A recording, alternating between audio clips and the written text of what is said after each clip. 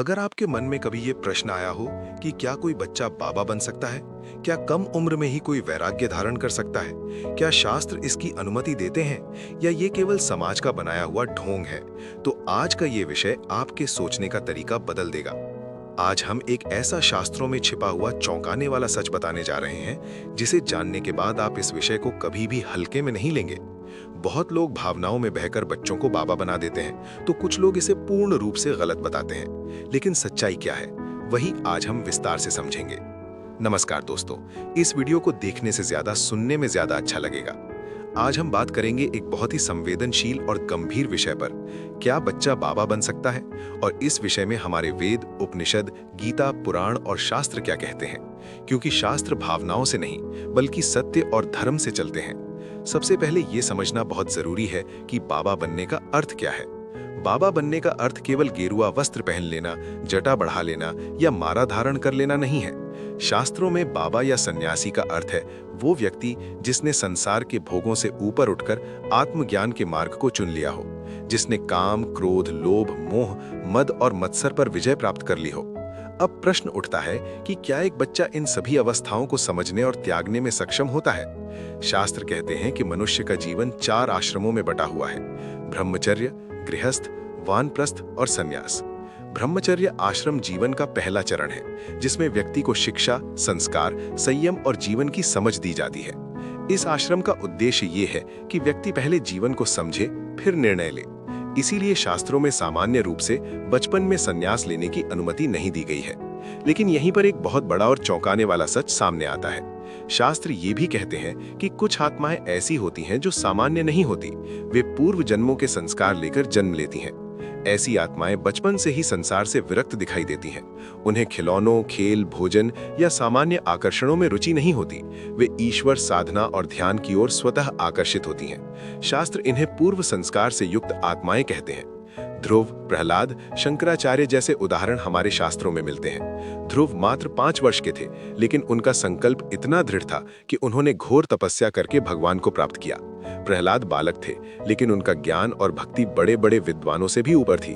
शंकराचार्य ने केवल 8 वर्ष की आयु में संन्यास लिया और पूरे भारत में अद्वैत वेदांत की स्थापना कर दी। तो क्या इसका अर्थ यह है कि हर बच्चा बाबा बन सकता है? उत्तर है नहीं। शास्त्र स्पष्ट कहते हैं कि ये अपवाद है, नियम नहीं। हर बच्चा ध्रुव या शंकराचार्य नहीं होता। आज के समय में सबसे बड़ी समस्या ये है कि लोग इन अपवादों को उदाहरण बनाकर हर बच्चे पर लागू कर देते हैं। यही सबसे बड़ा अधर्म है। शास्त्र ये भी कहते हैं कि अगर किसी बच्चे में सच में वैराग्य है तो वो दिखावे में नहीं होगा, वो मंचों पर भाषण नहीं देगा, वो कैमरे के सामने चमत्कार नहीं दिखाएगा। उसका जीवन सादगी, मौन और साधना से भरा होगा। जो बच्चा प्रसिद्धि, भीड़, दान और महिमा में आनंद ले रहा है, वो वैरागी नहीं हो सकता। एक और चौंकाने वाला सत्य ये है कि शास्त्र माता पिता को भी दोषी मानते हैं। अगर माता पिता अपने अधूरे सपने, अपनी इच्छाएं या समाज में प्रतिष्ठा पाने के लिए बच्चे को बाबा बना देते हैं, तो ये बच्चे के साथ बहुत बड़ा अन्याय है। शास्त्रों में इसे हिंसा के समान पाप बताया गया है, क्योंकि इससे बच्चे का स्वाभाविक विकास रुक जाता है।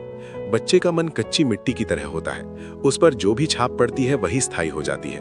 अगर उस उम्र में उसे भय, पाप, नरक और स्वर्ग के नाम पर मानसिक दबाव दिया जाए तो उसका मानसिक संतुलन बिगड़ सकता है। इसीलिए शास्त्र कहते हैं कि बाल्यावस्था में भक्ति सिखाओ, भय नहीं। संस्कार दो, मजबूरी नहीं। गीता में भगवान कृष्ण कहते हैं कि हर व्यक्ति को अपने स्वभाव के अनुसार कर्म करना चाहिए।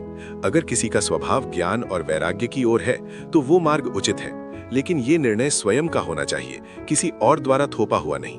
बच्चे को बाबा बनाना और बच्चे का बाबा बनना, इन दोनों में जमीन आसमान का अंतर है। आज के समय में सोशल मीडिया और टीवी ने इस विषय को और भी खतरनाक बना दिया है। एक बच्चा मंच पर बैठा है, लोग उसके चरण छू रहे हैं, उसे भगवान का अवतार कहा जा रहा है। शास्त्रों के अनुसार ये सबसे बड़ा अधर्म है, क्योंकि भगवान कभी स्वयं की पूजा नहीं करवाते। जो स्वयं को भगवान कहलवाए वो भगवान नहीं हो सकता। शास्त्र ये भी कहते हैं कि सच्चा संत कभी प्रचार नहीं करता। वो जंगल में रहे या नगर में, उसका लक्ष्य केवल आत्म कल्याण और लोक कल्याण होता है। इसलिए हमें बहुत सावधान रहना चाहिए कि हम भक्ति के नाम पर अंध भक्ति न करें। अब प्रश्न ये है कि सही मार्ग क्या है? सही मार्ग ये है कि बच्चे को पहले अच्छा इंसान बनाइए, उसे सत्य, करुणा, सेवा और ईमानदारी सिखाइए, उसे पढ़ाइए, समझाइए, अनुभव करने दीजिए। जब वो बड़ा हो जाए, तब अगर उसका मन स्वयं वैराग्य की ओर जाए, तब शास्त्र उसे रोकते नहीं है। शास्त्रों का निष्कर्ष बहुत स्पष्ट है। बच्चा संत हो सकता है, भक्त हो सकता है, ज्ञानी हो सकता है, लेकिन बाबा बनना कोई खेल नहीं है। ये जीवन का सबसे कठिन मार्ग है, जिसे समझदारी, परिपक्वता और पूर्ण वैराग्य के साथ ही अपनाया जाना चाहिए। दोस्तों, आज सबसे जरूरी है विवेक। अगर विवेक नहीं होगा तो धर्म भी अधर्म बन जाता है। हमें भावनाओं में बहकर किसी को पूजने से पहले ये देखना होगा कि वो शास्त्रों के मार्ग पर है या नहीं। अब अंत में मैं आपसे यही कहना चाहता हूँ कि धर्म को समझिए, लेकिन अंधविश्वास से बचिए। बच्चों को भगवान से जोड़िए, लेकिन उन्हें भगवान मत बनाइए। यही शास्त्रों का संदेश है। अगर आपको ये विषय सोचने पर मजबूर करता है, अगर आपको ये जानकारी उपयोगी लगी हो और आप ऐसे ही शास्त्रों पर आधारित आंखें खोलने वाले विषय सुनना चाहते हैं, तो इस चैनल को जरूर सब्सक्राइब करें, वीडियो को लाइक करें और इसे अपने परिवार और मित्रों के साथ साझा करें।